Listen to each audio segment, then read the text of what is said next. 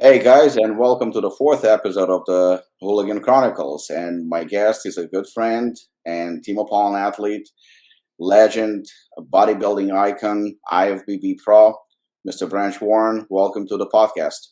What's up, Rob? How you doing, brother? Good, good, good. How is everything? By the way, guys, as we speak, Branch is right now on top of a horse. So this is something new. Podcast live from the horse. Branch, I'm gonna get straight to it. Number one, thank you so much for for joining me, and this is an honor. We've been friends for a while, and you've been part of Apollon for quite some time now, and obviously it's an honor to have you both as a friend and as somebody who represents our brand. So thank you very much for that. Well, thank you for having me on the show, and most of all, thank you for letting me, and having me be a part of Apollon Nutrition, and one of the best supplement brands on the planet. And most of all, thanks for your friendship. Thank you so much, Branch. Listen, before we get to the juicy part that everybody usually wants, I'm going to ask you, how did you get started in bodybuilding? I mean, not everybody probably even knows. So I moved to I grew up in West Texas, so I grew up on a cattle ranch. My grandfather's cattle ranch, and I was our closest neighbor was 8 miles away. So my grandfather had a pretty large piece of land, and there was nothing to do. You drank beer and you hunted, and our school was super small. We had maybe 3 stoplights in the whole town, and the two best looking girls in my school were my cousins.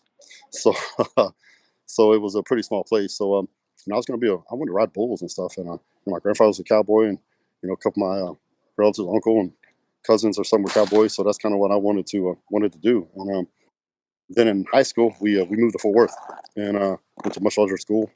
And I went from football team, where everybody had to try out to have a team, to a team that you had to try out make the team. And back in those days, they didn't give out participation trophies and stuff. You had to make the team. You got cut. So I knew I needed to work out and get bigger and stronger if I had a chance at making a team. So I had no money, and I met this kid in the neighborhood. He had a gym membership at this local gym, so he'd go in, open the back door, I'd slip in, and work out. Well, we met this bodybuilder there. That was huge. He was 5'11", 6 foot, 280, 290 pounds, and I didn't know a man could look like that. I'd never seen a bodybuilder, and we used to look at him and go, "Holy crap, man! This dude's strong, big." Drove a Corvette, and he had a different girlfriend every week, and I was like, "Fuck, I want to be this dude." All right, because you're 15 years old. That's how you think, and so I worked out there all summer. Finally, one day he came up and he said, "Hey," he goes, "You guys know what you're doing." He goes, "You train real hard, but you don't know what you're doing. You're gonna hurt yourself." He goes, "Why don't y'all show up tomorrow and I'll show you how to train right." And I'm like, "All right." I looked at my friend. I go, he goes, "You gonna do it?" I go, "Heck yeah, I'm gonna do it." He goes, "Dude, that dude's gonna kill you. Man, you're not gonna come." He goes, "No way." And my whole purpose was to get bigger and stronger for football. So I'm like, who better? This guy obviously knows what he's doing. So I'm like, heck, I'm gonna go. And I go, "Man, you're really not gonna come?" He goes, "Oh man, this dude's gonna kill you, bro." I go, "You know what? I'm gonna get big and jacked. I'm gonna kick your ass and take your girlfriend." And so I went. I showed up, and I think I threw up 3 times with that workout. And I showed up the next day. It's the same thing. And pretty much all week, I just got destroyed by this dude. And looking back on it, he did it just to see if I was with it. And I did. And so he trained me. Never charged me a dime for about 2 or 3 weeks. And then after that, he'd write my workout programs up, and I just do them. And I gained 20 pounds that summer, just growing, just eating, not even eating good, just eating more food, and just training. When you're a young teenage boy, they'll just grow if they just eat and train. So gained like 20 pounds, made the football team, started, and that next summer I was 16, and he said, "Hey, why don't you're thinking about doing a bodybuilding show?" And I'm thinking, like a bodybuilding show? I'm like, "Nah, not really." And I'm like, "I gotta wear them stupid underwear." He's like, he started laughing, and he said, "Well, I'll tell you what." He goes, "There's a show this weekend." He goes, "Why don't you come check it out? There's a teenage division." And he goes, "I think you could do real well if you train for it." He goes, "Go check it out, see if you want to do it, and then let me know." So I went to it, and had a teenage division, and I had 8 or 9 guys in it. And after the show, he goes, "What do you think?" I said, "Man, I think I could do it if I train for it." He goes, "I'll tell you what." He goes, "There's a show at the end of the summer. He goes, you train for it all summer, all 3 months. And he goes, you'll be in great shape for football. Do the show and then play ball." I was like, "All right." So he goes, "But we need to go to a real gym." I'm like, "A real gym?" I'm like, "Where we at right now?" He goes, "This ain't a real gym." He goes, "Meet me Monday. I'm going to take you somewhere else where I train." All right. So I meet him. We drive across town. We pull up in front of this place, gravel parking lot, warehouse doors, music so loud you can hear it in the parking lot. We walk in, and he introduced me to the owner. He's Brian Dobson. Well, make a long story short, I told Brian I'd have him money. I said, I'll clean the place up, take the trash out. If I could work out here for the summer, do the show. He said, let me look at you. And I said, all right. So I hit a few poses. He said, I'll tell you what, kid. He goes, don't worry about paying. He goes, you can train here all summer for free. He goes, if you win, you don't got to buy a membership. If you lose, you got to work it off. I said, all right. Well, that was 30 years ago. I still haven't bought a membership. And Brian Dobson was the Brian Dobson who trained Ronnie Coleman. And this guy, Mark, was Ronnie Coleman's workout partner. So my first show, I trained with Mark and Ronnie. Brian trained us. And I won that show. And that's how it all started. So it was basically love at first sight. I mean, you pretty much took to bodybuilding. And after the first show, did you know that you were hooked? That's it? That's something you want to do? I didn't really know. So I was 16. I won that show. And I think I was the youngest one in the show. And, I'll see.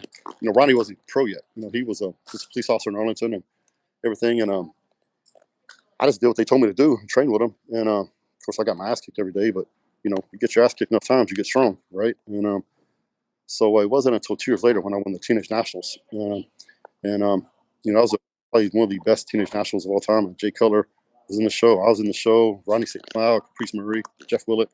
We all eventually turned pro. And when I won that show, I got home. I told myself, I'm like, you know what? I want to be a pro bodybuilder. And I planned my entire career out that day. I said, you know what? I said, I'm going to be a pro. I'm going to do this. I'm going to go to school, get a degree. Then I'm going to turn pro. I'm going to win some pro shows, win Arnold Classic, win the Olympia. I planned out my whole career, and that day, and came up with short-term, medium-term, and long-term goals. The Olympia being the ultimate goal. I just stuck to it. And easier said than done, right? I had a whole bunch of obstacles and a couple of decades of work ahead of me, but I stuck to it. And, you never know some small decisions like walking into that gym when I was 16 years old, how that would change the rest of my life. But that definitely altered the whole course of my life. We wouldn't be talking right here today if I didn't do that. True. And you know what? I mean, obviously, talking to you and talking about Ronald Dobson and talking about Metroflex Gym, obviously it's a natural question to ask about Ronnie Coleman because that has to come up at some point. And my question is, like, a lot of people, when they train next to somebody who is the idol or somebody they look up to, somebody as amazing as Ronnie Coleman is, training next to him can either make you or can break you. I mean, it's one of those things where you look at him and you go like, fuck this, I can't do this. Or the opposite, it can motivate you. And you've been training around Ronnie Coleman through his Olympia wins and, when he was at his best. And you were obviously, just up and coming bodybuilder through, and you actually became a pro bodybuilder where Ronnie was still competing, if I'm not mistaken. And the question is, training next to somebody like Ronnie. I mean, I've seen you train. I mean, the whole world's seen you train. We know the intensity that you bring in the gym and stuff. But at any point, did it make you think about? I guess no. I'm not going to ask you a question. Did it make you think about giving up? Because that's just a stupid question. I'm going to ask you, what did training next to Ronnie, considering that you were both professional bodybuilders, both gunning for the same trophy, what did it do to you mentally? Like, how did you how did you get better and better and better? And what influence did Ronnie have on your training, on your career? Yeah, it didn't intimidate me at all. It motivated me. I always wanted to be around people better than me. Because I'm a big believer, if you surround yourself with successful people, it's contagious. It's also contagious if you surround yourself with unsuccessful people, losers. That rubs off too. So, when I started training with Ronnie, first couple of years, he wasn't pro yet. He was amateur and trying to turn pro. He turned pro, I think a year or two later. And then, he did his own thing. And, I didn't really train with him anymore, but I was always in the gym. We were always in the gym about the same time. So, back then there was no internet. You had the magazines, and that was about it, and word of mouth. So we didn't even really know if we're doing it right. You don't know if we're dieting right, training right. You just worked hard and did it. And, I saw the success Ronnie was having, and I was doing basically the same thing. I was like, all right, at least we know we're training right and eating pretty much the same way. So that gave me the confidence to know that, okay, I'm probably doing it right or pretty close to right. And as a teenager, I kept winning. He turned pro, and he was larger than life, and even at that point, he was a shadow of what he was going to become. And you just right at that time, at that period of time, that gym has some of the greatest bodybuilders of all time in that gym.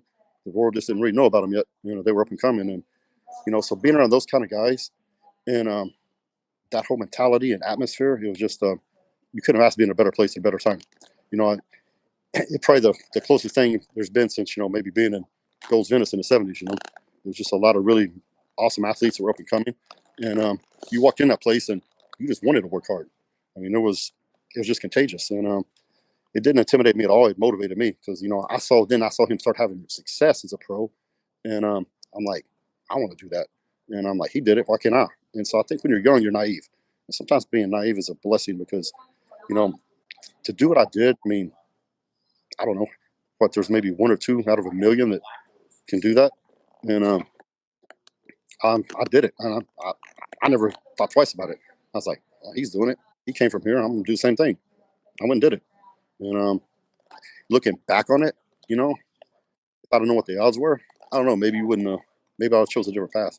But I think when you're young and being a little bit naive is a blessing. You know what? Many times when people talk to you and the subject comes, obviously, like I said, about Ronnie and Johnny Jackson and Metroflex Gym, but I've never heard anyone talking about the other part of your life, your personal life. You're married to a top IFBB Pro, Trish Warren, and so you have that aspect when you get to the gym and you train with some of the very, very best.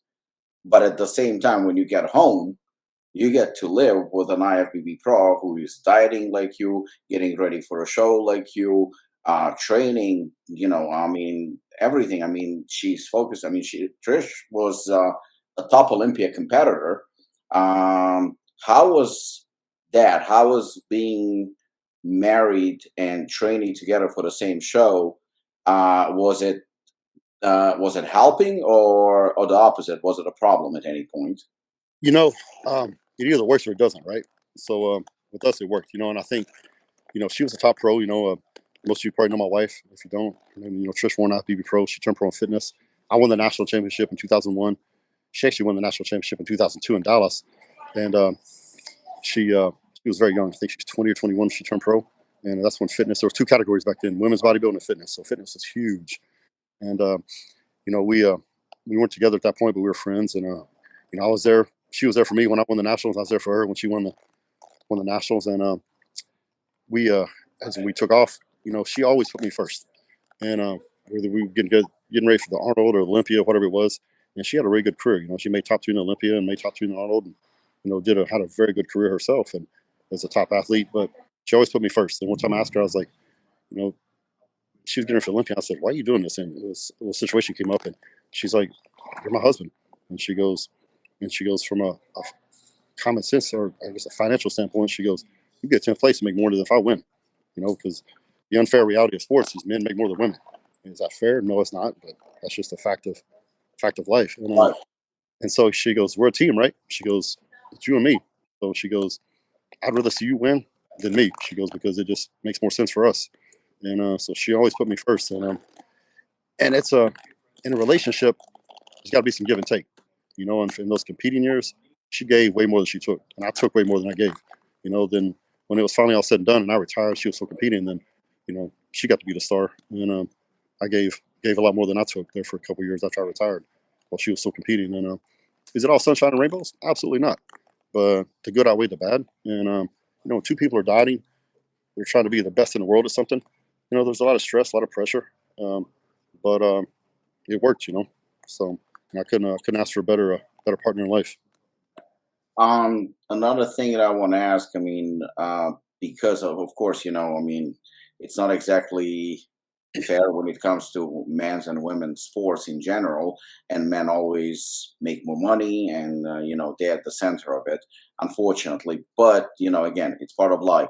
Now, the fans, we knew. I mean, a lot of people know that you worked with George Farah, and you had a coach, and you had a guru who was helping you get ready for shows. Did Trish have anyone, or were you helping her, or was she doing her own diet, her preparation? Nobody has ever talked about it. So actually, the same guy who got got me started got her started, Mark. So and that was kind of ironic. And he was a really good trainer. He was a good bodybuilder. He never turned pro, but he was a really good trainer. And he actually got her started and trained her and her first couple shows. And then from the time I was about 17, 18, I did all my own prep. Um, I did my diet, my own nutrition, and I did all that up until 2009, actually. So I'd already turned pro and won several pro shows, before I worked with George. And Trisha pretty much did most of it on her own. She did work with a couple of coaches during her time, but she did a lot of it, on her own.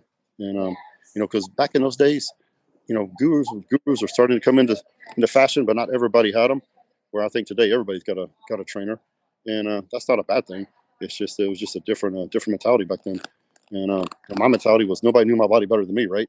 So I talked to George for, I don't know, 6 months before I agreed to work with him, because for me to hand the reins over to somebody was a big step. And it worked. I got second in Olympia that year, so it was a good decision and the right decision. Me and him enjoyed a lot of success together. And Trish worked with some couple different trainers over the years, but she did a lot of it on her own. I think how to train. I was there. I didn't train her. That was just something I wouldn't do, because just I saw other people do that, and that usually ain't a good thing for the relationship. So when you look at your wife, you're like, yeah, you don't look good, you look like shit. Well, I'm her husband, that don't always go over so well. So it it was always better she had a different trainer, but I had a good eye, just as she had a very good eye. And the two people I always trusted with their opinion was Brian and Trish. And she could look at me, and she'd be brutally honest with me. It's a different deal. She's like, you look like shit, you need to freaking get in gear. And but it pissed me off. Of course it pissed me off, but it's true. So and I was, it was the same thing. If she wasn't on point, I'd tell her. And usually knew what to do, and to get in shape. You retired, what, 6, 7, 8 years ago? 2016. So what's 7 years ago? Yeah, 7 years ago. Yeah, March will be Arnold Classic, March of 2016. So So, seven. when you peaked, when you competed, say, average 10 years ago, at your best, even 10, 15, 20 years ago, there were no coaches. I mean, there were few, but not as many as there are today. I mean, today, every gym has like 10 coaches.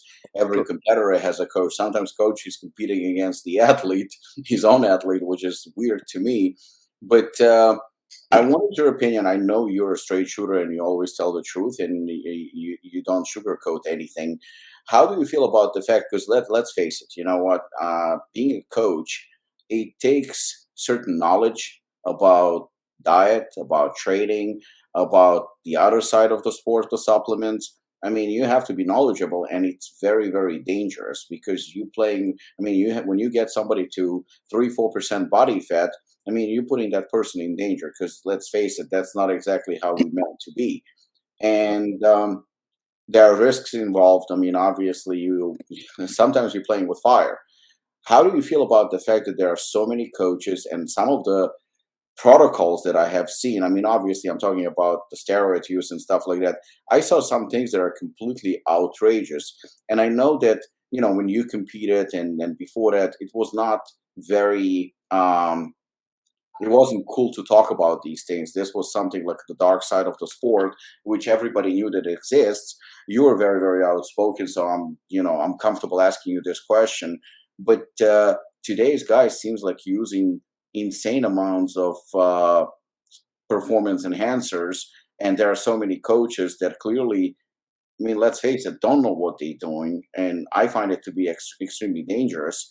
What is your opinion about the that side of the sport? I don't mean the drugs, I mean the coaching specifically. The fact that there are so many coaches. I know you coaching some people and you're doing a fantastic job. Yeah, I have seen what you did with Martin. I've seen what you've done with the guy from our gym who is 100% natural, by the way. So obviously there is a lot of knowledge, there is a lot of experience. So somebody like you can obviously call himself a coach because you experienced it all, and you have the experience for it, and you have the knowledge as well. But when you have somebody who has done nothing, not necessarily competing, but just has very, very limited knowledge, and yet he's charging people for diets and nutrition and supplements and whatnot.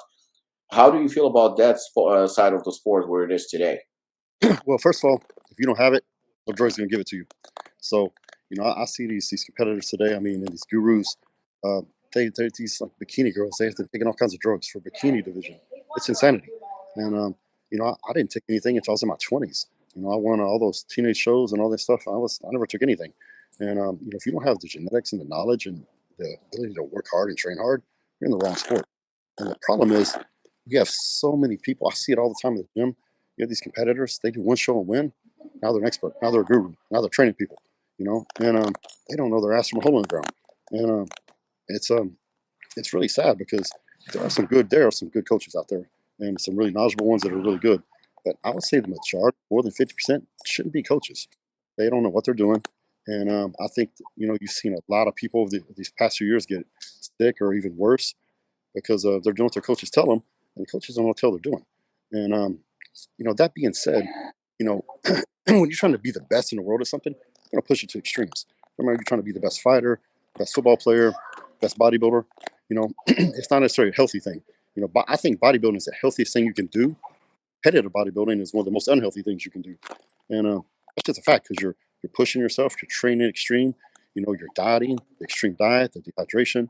All these things combined, it ain't healthy. I'll be the first to tell you. Can it be done? Can you minimize the risk? Absolutely, you can. And at a certain point, some of the things these people are doing, these competitors, is just insanity. It makes no sense. And I think like I said, a lot of these gurus, they don't have the experience, they don't have the knowledge to be training people. And they get clients, and the clients put their faith and trust in them. And it's your coach, right? So you're gonna do what they can tell you. Whether it's they don't know. If they knew, they do it themselves.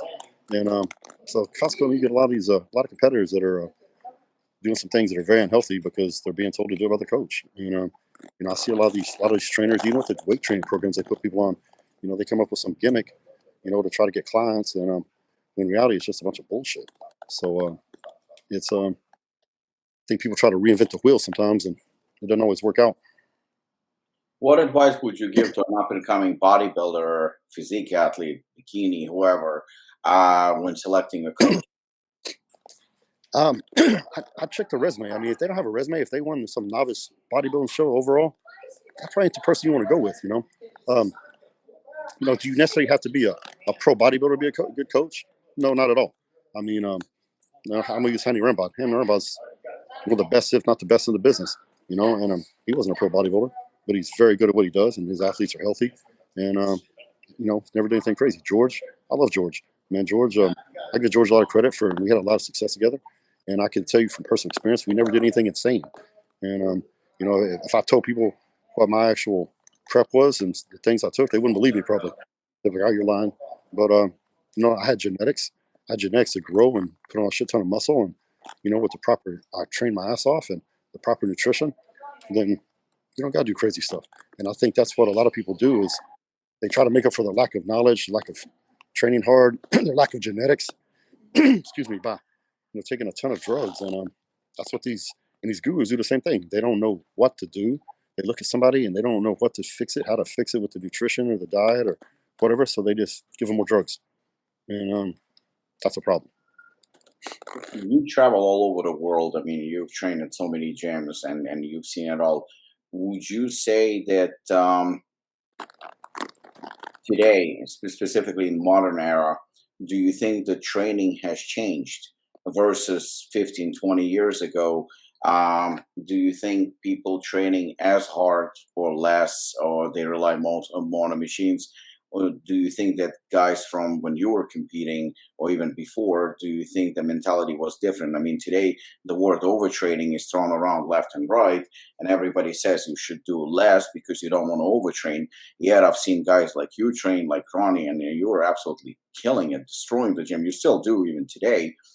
Do you think that that mentality, that balls to the wall training has changed? I'm not saying it doesn't exist, but has it changed? There's still some guys out there that train. There's still some girls out there that train, but it's becoming fewer and fewer. I think as a whole, like you said, the overall mentality has changed. Um, all of a sudden, somewhere along the way, um, hard work became not cool, right? I don't understand that shit, but you see, I see it all the time. You see somebody who's busting their ass, going heavy, training their balls off, and people criticize them. I mean, to me, it's the stupidest shit I've heard in my life because the only reason we're even having this conversation right now is because of the way I train. Because I learned at a very young age that if I could outwork guys, all my contemporaries, I could beat them. That means guys who were actually better bodybuilders than me, I could beat them if I outworked. All right, it's called hard ass work and heavy ass weight.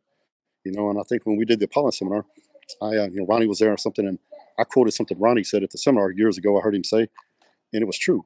Somebody asked Ronnie years ago, and they said, "Man," they said, "how do you describe your training?" He said, "Well," he goes, "I lift the maximum amount of weight I can lift it, the maximum number of reps I can lift.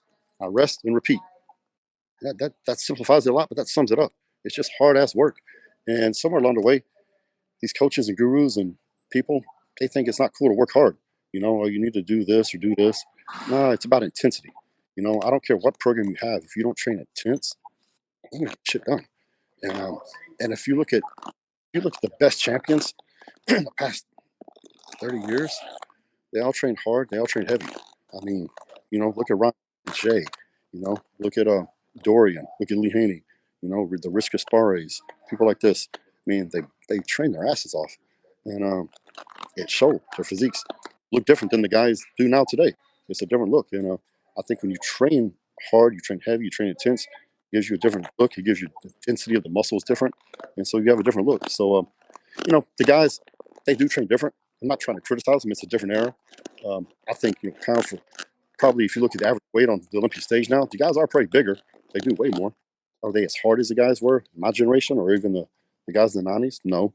There's a few exceptions, or like a few exceptions, but it's a different era, different time, different mentality towards training.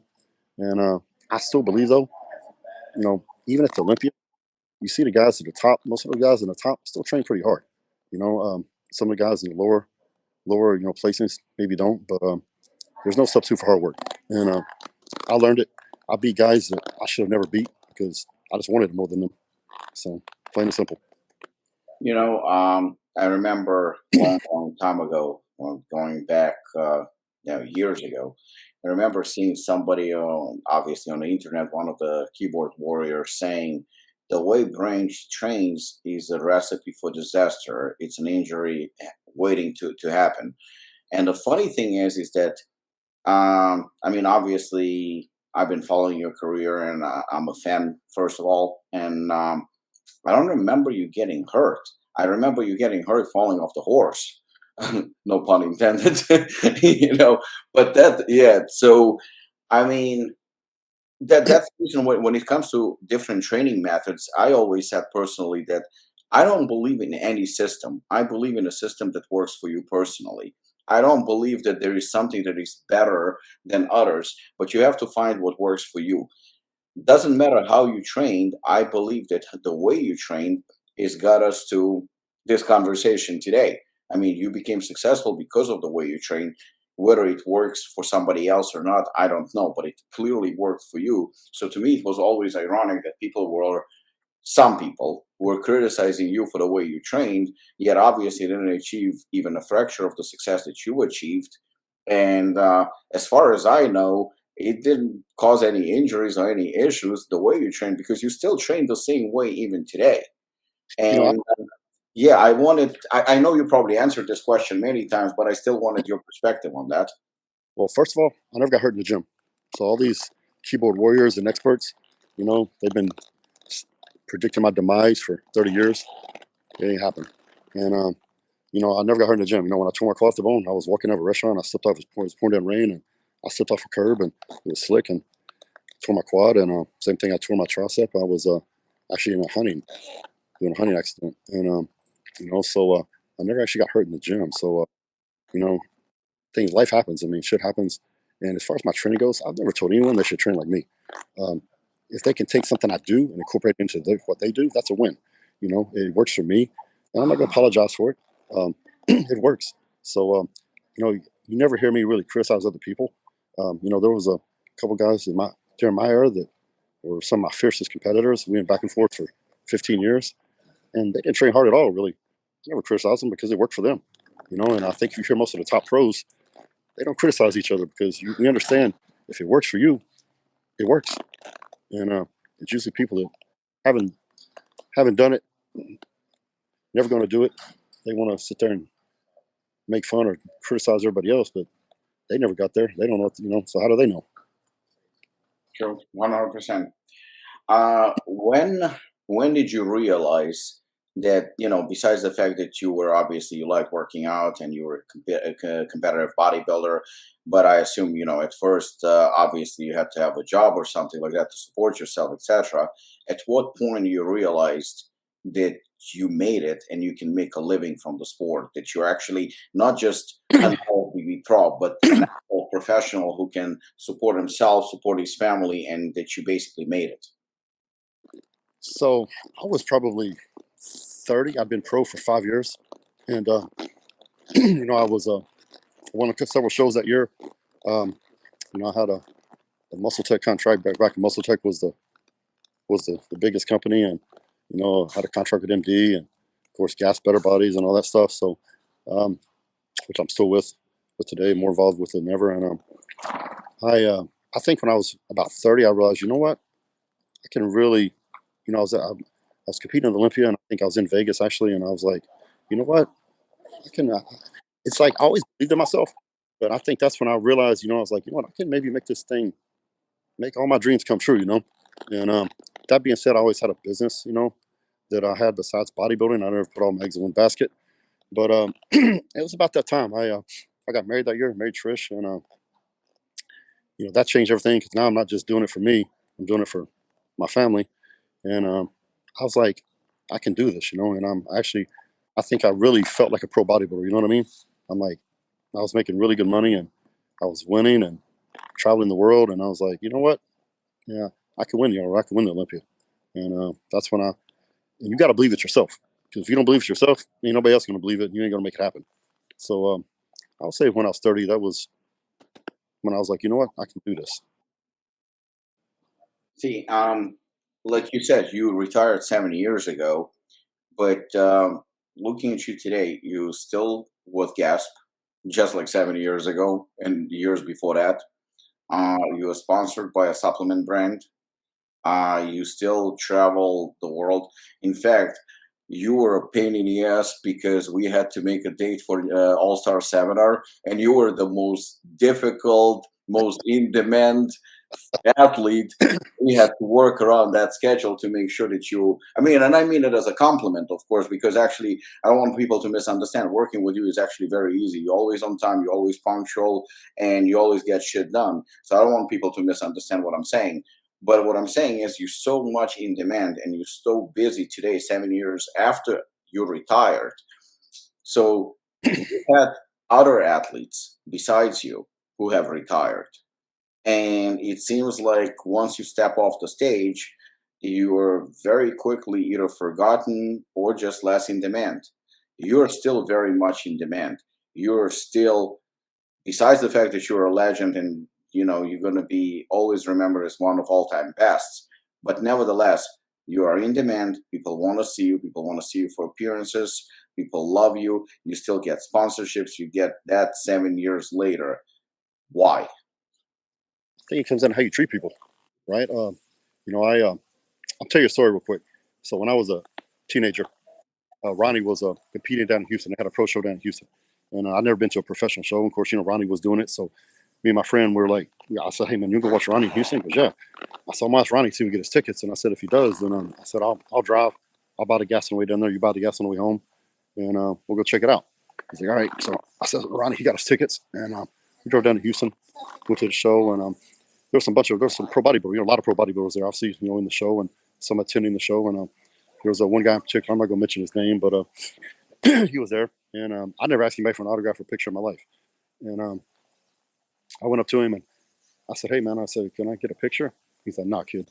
And I was like, "Hey man, for real? You want to take a picture of me?" And it's back when we had those little wind-up box cameras, before cell phones and camera phones and all that. And I'm like, "Dude," he goes, "Man, $20." I'm like, "To take a fucking picture?" And he wouldn't see me an autograph, nothing. And of course, my friend was like, "Dude, why are you being like that, man?" And my friend kind of started getting into it with this guy, and I was like, "Man, forget this dude."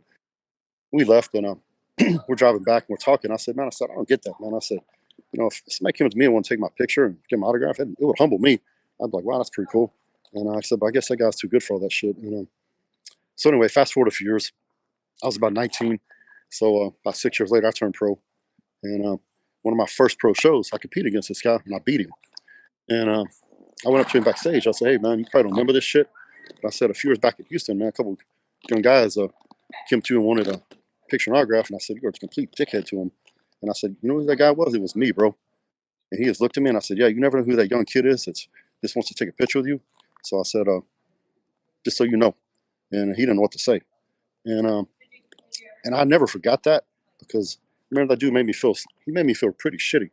And I was like, I never want to make somebody feel like that, especially a young kid. Because you know who that young kid is. The young kid might be a future Mr. Olympia one day, you know.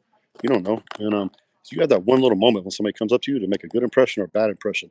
And they don't know if you're having a terrible day. You might just got to fight with your wife or having a terrible day. They don't know that. All they know is like, holy crap, that's Branch Warren. And so it isn't that hard to take a few minutes to talk to someone, you know, shoot the shit with them, shake their hand, take a picture with them, and you got a fan for life. You know, and the flip side of that, like this dude, way he treated us, I bet we told 50 people what an asshole he was. You know, and then those people tell other people. And so it just comes down to the golden rule. Treat others the way you want to be treated, right? So, and I never forgot that. And so I always try to, throughout my career, I try to always take time to treat people just with respect and common decency and take a few minutes to talk to people. You know, everybody's got a story, everybody has dreams and things they want to accomplish in life. So it doesn't, and it still humbles me. You know, I was at the gas station today, and you know, a kid walks up and he goes, "Man, you Branch Warren?" I'm like, "Yeah, I am." He's like, "Holy shit!" And he's, "I never thought I'd be Branch Warren at a gas station." And it humbles you. You know, it's a pretty cool feeling. Speaking of sponsorships, as far as I can remember, you were with four companies. I think Muscle Tech, Gaspari, Caged Muscle, and Apollon Nutrition. I mean, it might be another one or two, but nevertheless, considering your long career, successful career, I mean, you still sponsored I, the four companies. That shows to me integrity because these days I see a lot of athletes jumping from one brand to another one every 6 months or so. I just don't see it as, I'm not blaming it necessarily on the athletes. I'm just saying that as a fan of yours, if you're going to be with another company every 6 months and you're going to say, that is a great brand, this is a great brand, this is the best brand, I feel like even though I'm a fan of yours, I'm starting to lose trust in you because I'm starting to suspect that the only reason why you're doing it is for money. And again, I see it with athletes. Like, some people ask me about a certain athlete recently whether I would sign him or not. And I said, no, I wouldn't, because this guy's been in 2 years with three or four different companies. And I just don't feel like there is loyalty, like there is, that there is certain sense of responsibility. You can't just, for a paycheck, represent anyone who's going to pay you, or a bidding war where who's going to pay me more, I'm going to sign with him, because you still have to represent and you can't promote garbage. And I remember very well when you and I spoke, the first thing you said to me, we never talked about money, we never talked about any of that. You told me, send me the products, let me have a look at them, let me try them. And I think that was very professional. At that point you pretty much won me over, because I was like, okay, this is the way it should be done. The guy's not going to put pen to paper just for a paycheck because he's offered money. And I think that that's a major problem these days. And I see athletes are not sponsored the way they used to be sponsored when you were competing. I mean, I remember everybody was sponsored. Today, it's a little different ball game. But from an athlete's perspective, how would you say the difference was between, say, for example, representing Muscle Tech, Gaspari, Cage, and Apollon? Like, is there a difference for you? Or is it more or less the same? um, I was with Muscle Tech for 12 years. Um, Wow. and, so I was, I think, the longest guy there. I think it was, me and Johnny were there. Johnny was there. I think, Johnny was actually a year longer than I was. And, they, Paul, the owner, I'll be forever grateful for him because, I signed with him right after I turned pro, and I was able actually he helped me be able to live my dream, to live as a pro bodybuilder, and so I'll always be grateful for him. Um, Gaspari is one of my mentors. He was the first bodybuilding magazine I saw. He was on the cover, and so to get the opportunity to work with him and actually call him my friend now was a pretty big deal for me. We got along really good. Rich had some, they went through a lot of changes over there, during my time there. So that's why we parted ways, because I would have I love Rich, had great products, and we got along really great. So I was very thankful for just my opportunity I got to spend with Rich. Cage, I wasn't there very long. Um, not a I don't want to say anything bad. Just didn't work out. And then I actually wasn't really looking for a sponsorship. And I know we started talking, and the same thing with all their products. With the exception of Rich, I knew his products because I tried them before we ever talked. But with Muscle Tech and everything, I didn't want to represent a brand I didn't believe in. If they had bad products, I'm like, how can I sit there and like basically lie and say, yeah, take these products, and if they sucked, you know what I mean? So so we got together, and that's the first thing I asked you. I was like, so I wasn't looking for a sponsorship, and I was like, you know what, I'm gonna try these products. If they're good, they're quality, and they do what they say, and they're true label, then we'll talk. And they were great, and great products, and it wasn't like I said, it wasn't something I was even looking for at this point, but came along, and most importantly, it's two things: the products are good, outstanding, and our relationship. I told you, I said, hey, I want a long term relationship. I don't want to look. If you're just looking for a year or two, then I don't want to be part of this. Because I think it reflects on the athlete, just like you said. I've been with Gas Better Bodies for 15 years, going on 16 years, and it's I'm more involved with them than ever. And same thing with you. You know what? And of course, I love Gasp. I think everybody loves Gasp. That's an OG. And Michael, who is a great friend, who's a great guy. But I'm going to try and ask this question without doing my best disrespecting any of the athletes who are representing Gasp. But the thing is, Gasp is I mean, it's like Muscle Tech. It's been around for a very, very long time. It's a very successful company. Clothes are amazing, quality is amazing, and it's pretty much it's known all over the world to every bodybuilder. But you've been with the company, like you said, 15, 16 years now. And again, you retired 7 years ago. And your relationship with Michael, your relationship with Gasp, I think, stronger than ever. Today, he has a couple of athletes who are signed who are top Olympia competitors. And again, no disrespect to them whatsoever, but it doesn't seem, it's a fact. You are the face of the brand, and you're the face of the brand not as a you're the face of the brand as an athlete, as Branch Warren, the athlete, not like a board of directors or somebody like that, a guy in a suit. You're the guy who is actually in ads. You're the guy who is actually in photos. You presenting clothes. I mean, you literally on the same level as Sean Clarida and Derek Lunsford. I mean, those are top Olympia competitors. But yet, and I know you're a humble man, but you can't deny the fact that you are the face of the company, and clearly for a reason, because the company is successful, and it's still a business. So if you are a face of the company, that means people are responding to that. They're responding to you, and they view you as somebody who represents the brand. What is the secret? How did it come to this point where Branch Warren, a retired 7 years retired bodybuilder, is still a number one athlete? And don't deny this, because I know you're a number one athlete for Gasp. And like I said, this is no disrespect to any athletes, but we have to be honest. This is the way I'm building this podcast, on the fact that we telling people the truth. So it's just a fact. And how would you explain this phenomenon? I think part of it goes to the fact I was the first athlete. I signed with Michael back in 2008, and I met him, and he brought me up to Stockholm. Me and my wife, Trish, and they were a regional brand, just in the Nordic countries in Northern Europe, and he had a vision of going global. And my brand was really starting to take off, my career, and so we came to terms, and I started working for him, and then over the course of those years, we became friends. And as I grew and my career took off, so did the company. And so I think just as far as being an athlete, it's just had a very good career. Had a very long career. I competed 15 years, which was way longer than I ever anticipated. And I think it just my brand and my style of training, what I represented. I think a lot of people relate to that.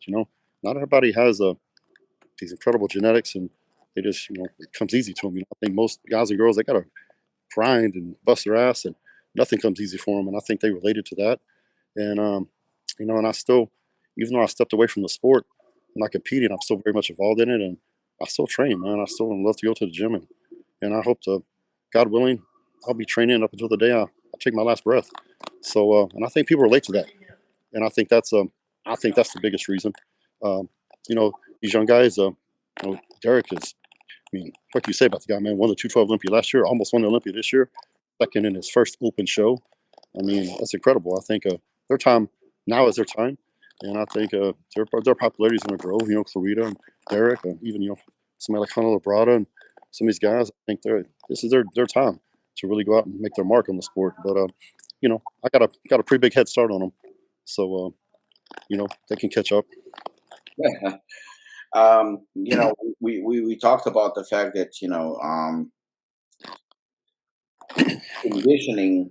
There are many people who are saying conditioning at the Olympia level is not what it used to be when you competed, or the '90s, or 2000s.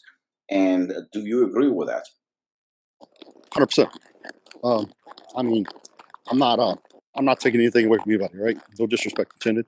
Um, but you just take the back shot from the past several years, back to Bosset, rear last spring, and you compare that to the say 2010, 2009, 8, 7, back to the '90s. Look at the top five. The guys are harder, man, back those days. Now, I do think, like I said earlier, I think the average weight for competitors across the stage has increased um, as a whole. It's a different time, different generation. Um, it's a different look. I mean, you look at my generation compared to the guys in the '90s, we looked a little different too. So when you look at the '90s compared to the '80s, there's a big difference. So it is what it is. The guys train different. They diet a little bit different, and it's their time. So you win the Olympia, win the Arnold. That's still a huge accomplishment. So more power to them. You know what? I'm gonna throw you under the bus here a little bit. I got to. I got to have a little fun with this. In 2009, I believe you placed second, right, at the Olympia. Okay, 2009. I mean, you were not exactly a small guy. I mean, you were definitely considered somewhat of a mess monster, maybe not Marcus Rule level or something like that. But 42. yeah, you were pretty big, and your conditioning at that show, I was in the audience, was absolutely sick. I mean, that was just insane. We already established the fact that you're training today, same as you trained back then. Nothing really changed. Branch Warren of 2009 competing at the Mr. Olympia in 2022. I knew you were going to do this. You don't have a choice. Would you win? Yeah, I think so. But Jay, Jay Cutler of 2009 is not competing. The full Olympia lineup from 2022. Branch Warren brings the same level of conditioning and same package as he brought in 2009. Are you winning the show? I think I would match up very good against Hadi. I think hell, I thought I should have won in 2009, but of course I think I would win. I don't think I went to a show in my life I didn't think I should win. So But I but know that's you're very honest, and I know that you're a straight shooter, so I know you don't make up shit, or saying things that you don't believe in or that are not true. And just when we started this conversation, I thought that the 2009 Branch Warren, and I remember that show very, very well.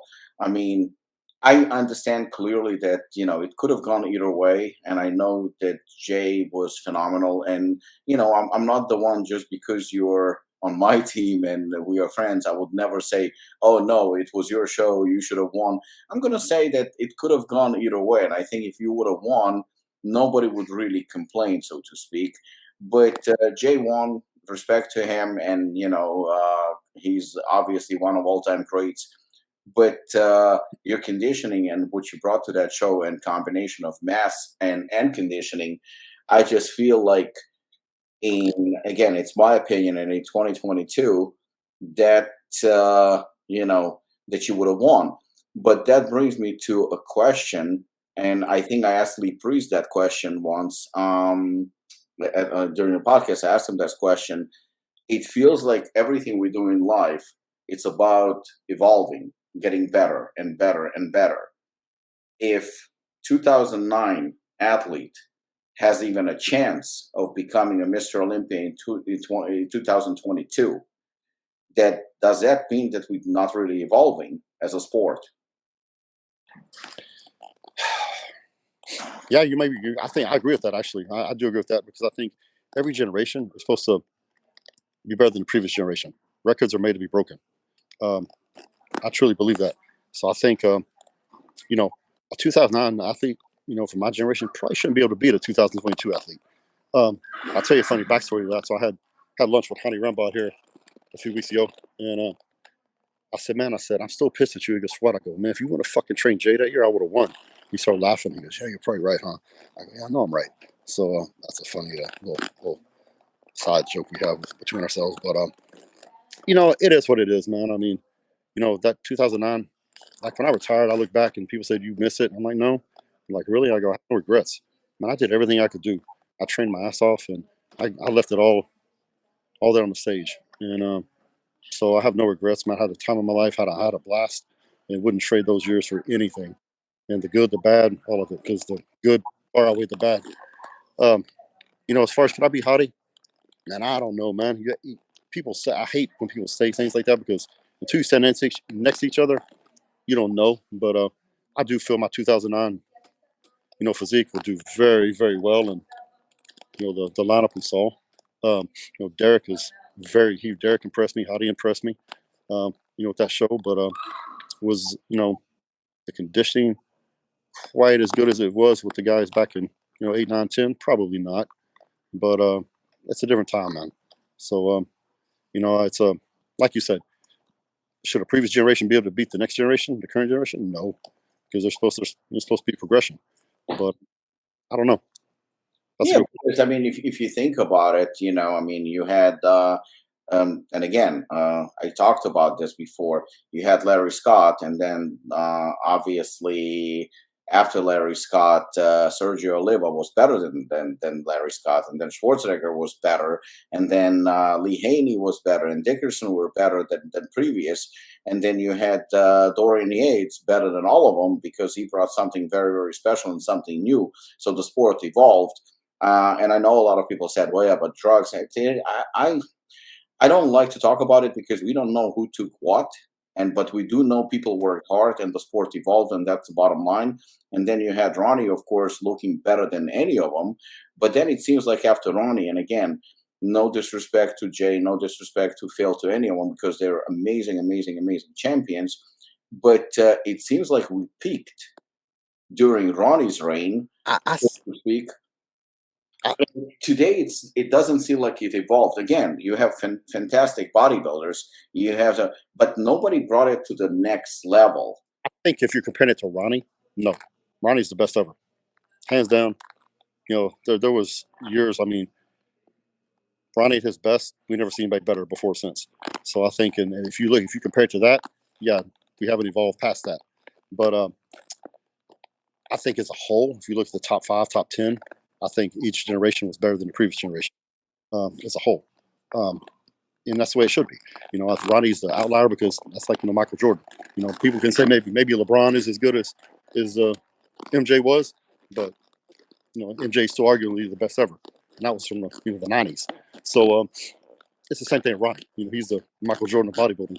So I don't think it's if you compare it to him, nah, we haven't progressed past that yet. Is there some freak out there one day that'll pass him? Hopefully, because that's like you said, the sport needs progressed. But I think as a whole, the sport has progressed every generation. These current guys, I think they're bigger um, than what my generation was as a whole. There's always exceptions. Is their conditioning the same? No, it's not the same. But how do you measure progress?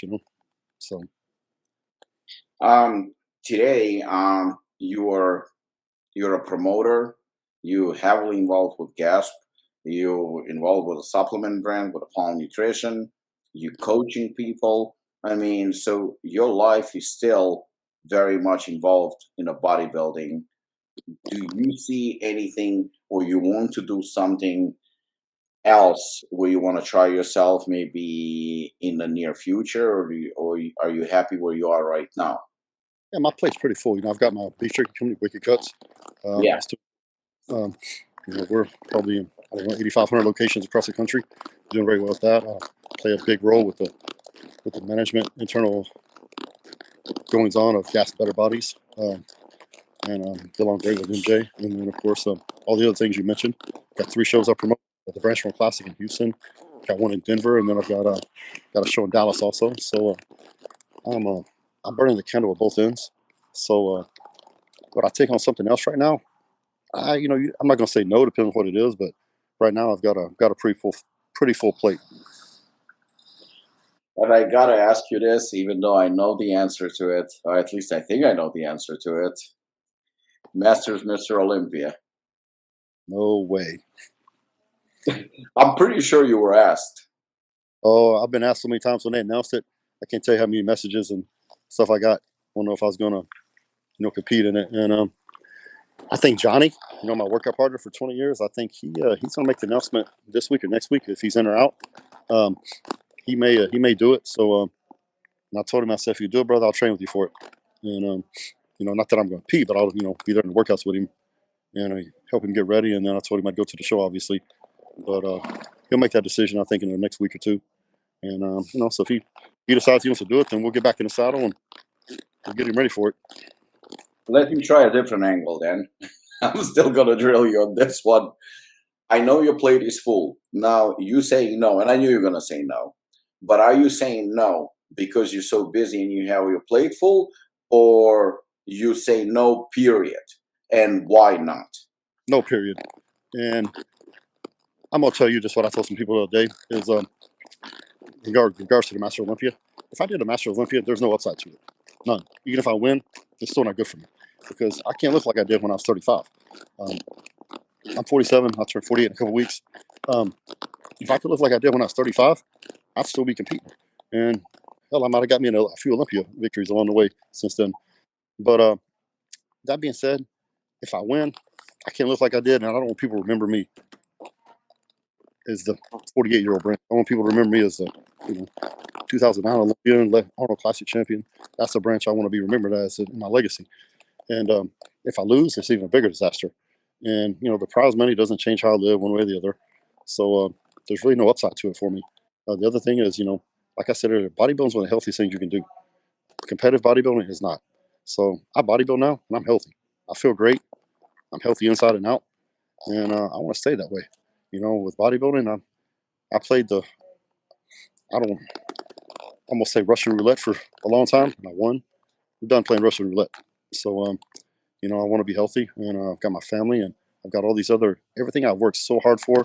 Since I retired, all that would suffer if I start getting ready for a show. And when you have a family, that doesn't really make sense anymore.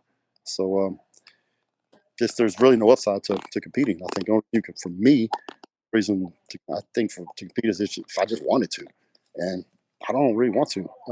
I have no regrets. When I left the sport, like I said earlier, I couldn't have done anything different than I did to be any better. I gave 100%, and when I walked away, I never looked back. So You know, when I saw Kevin Levrone making a comeback, to be honest with you, part of me was very, very excited because I was a huge Kevin Levrone fan. I mean, to me, he's one of all-time greats, and his physique was just incredible. When he came back, it wasn't, of course, the same Kevin Levrone. And once he stepped off stage, I was like, I'm actually sorry he competed because I want to remember the last show as one of the greatest of all time. And I said, I don't want to be disrespectful, but I think, you know, it's slightly, I know he worked very hard for it. I know he put his heart and soul into it, but it's almost astonishing your legacy slightly because you are not at your all time best. right. And I saw one of my favorite, if not the most favorite fighter ever, Fedor Emelianenko, fighting at the age of 46 or 47, and obviously getting his ass kicked, and pretty badly actually, by the guy who, when Fedor was in his prime, Fedor would probably destroy him. I mean, the guy was just untouchable, and in his prime, he was amazing. So the first thing I said, I'm sorry I saw this because this is painful to watch. It's painful to watch. So you know what? Without being a dick, it begs to ask a question. Is Masters Olympia even necessary? Because you have a bunch of guys that won the title of the Masters Olympia because there is the word Olympia in it, but none of these guys are at their best. I mean, is it worth it to put your body through it in your late 40s, your 50s, or 60s, or whatnot? Is it worth it to do it? And is it really a solid title? I mean, is it something that, because I'm pretty sure your runner-up at the Mr. Olympia or your Arnold Classic wins are way more prestigious, and plus we got to see you at your best. So, what do you think about the show as a whole? I think it's a good thing. I really do. I think I mean, when I'm speaking for myself personally. Um, you know, if I get it, man. Like I talked to Johnny, and I totally understand why he wants to compete. Dude, nobody. I've never met anybody in life that loves to compete more than Johnny. He just loves it. He loves the sport. He loves competing, the training, and everything. And I get that. And you know, when I was saying all the reasons I gave for me not competing, that's just me personally. And I think there's a lot of interest. I mean, I think there's gonna be a lot of hype. I mean, hopefully a lot of the legends will step up and want to get back on the stage. I think it'll be cool. It'll be fun. You know, um, for me, it ain't the right decision, but I think for some of the guys, I think it will be the right decision. And there's nothing wrong, man. If you're 50 years old, 55 years old, and you want to get in shape and get back on stage, you go for it. Nothing wrong with that at all. Just for me and the reason I already stated, it's not the right thing, but I do think it's the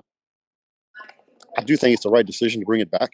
And anything that puts more contests out there and puts more money, prize money out there in the sport for the athletes, I'm all for. Do you think that you retired around the age of 40, right? Yes, 41. Turned 41 about 2 days before I retired. And you were still competing at the very, very, very high level, like extremely high level. Do you think, do you regret retiring back then? I mean, you could have probably easily still done a couple of more shows or maybe another year or two, or you have no regrets. I have no regrets, and I knew when I got fifth at the Arnold that year, and that was one of my worst. Maybe it might have been the worst place when I got at the Arnold. And I always told myself, if the young guys start beating me, then I'll know when. And I talked to some of the older guys, and I said, "When'd you know?" They go, "You'll know." And most guys between 38 and 42, somewhere in there, your body just changes. The year before I got second, very close second to Dexter, and I did a top five, top six at Olympia. And from that time until a few months later, until to the arm, my body changed. The whole prep, it just wasn't happening. It wasn't looking like it always had, and I knew it. Could I still been competitive? Yeah, I could have been competitive, but I didn't want to be competitive. I wanted to win. So I just knew it's better to go out on top and go out on my terms than hang around too long. And you know, we've all seen it. Pro athletes and other sports that hang around too long, just like your guy you're talking about with the MMA, UFC. He was one of the best. Came back, and it's kind of painful to watch him up there. And so it's the same thing. I didn't want to be that guy, and I was in a good spot. It was an easy transition, and But could it be maybe that it was just one bad showing, or did you feel like your body was saying enough? my body it was done. And It was done. it was time. And 15 years, man, of competing, I was tired. And I was ready for the next chapter of my life. And how do you feel? I mean, we just saw 2021 Mr. Olympia, Big Ramy, placing fifth at 2022 Mr. Olympia, and he's getting right back to it, and he's competing at the Arnold Classic. So he basically, I'm not saying that he should be retiring. I mean, that's not my call to make. And like I said, I mean, I have to reserve that judgment. That's his decision.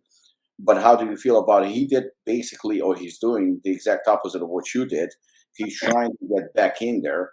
How do you feel about that? I think that's his personal decision, man. He's a champion. You work so hard to win that title, and I think when you finally get it, you don't want to give it up. You want to get it back, and I totally get that.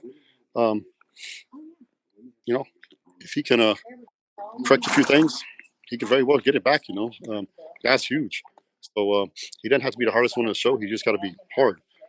His condition was off. He had some injection sites or something that was very obvious, and I think all those things hurt him. And as soon as he walked out, I knew it was off, and I knew it wasn't going to be his day. But can he come back? Absolutely, that's on him, and that's a decision he can make. So I don't think it's a wrong decision. Okay. So you definitely think that he can be still competitive at the very top. Yeah. I mean, I think the only thing that gives me pause is when he turns it back, his lower lats are gone. You know, I don't know what's up with that. I saw that happen with other competitors in the past. So that gives me a little pause if there's something going on that maybe there's an injury or something going on. But other than that, it was just you take away those injection sites and his conditioning, get it back to where it was, then he could be very, very competitive for the title again.